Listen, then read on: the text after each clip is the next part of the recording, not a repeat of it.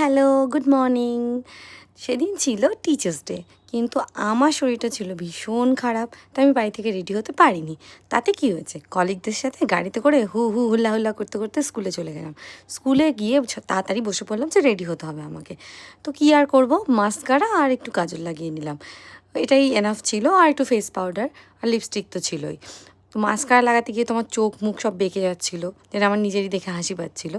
What ever, এরপরে আমরা ready হয়ে চলে গেলাম আমাদের এভি রুমে, যেখানে আমাদের সমস্ত পারফরমেন্স অর্গানাইজ করা হয়েছিল এবং সমস্ত আরও যা খেলাধুলো এটা ওটা ছিল সবই করা হয়েছিল।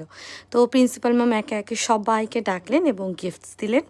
আমি এত খুশি হয়েছি, মানে ভাষা নেই আমার কাছে বলার। ভাইস প্রিন্সিপাল স্যারও ছিলেন আমাদের সাথে।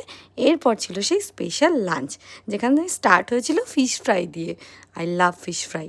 এরপরে ছিল বাসন্তী পোলাও আর আমার ফেভারিট চিকেন কষা। তো দেখতেই পাচ্ছেন কি আমি দেখতে।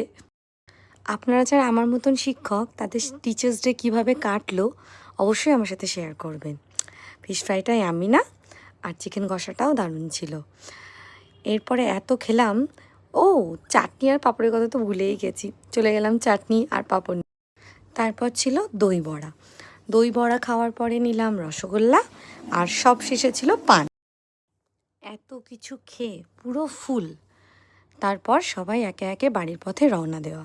ও, এটা হলো আমার সেই স্কুল। Thank you.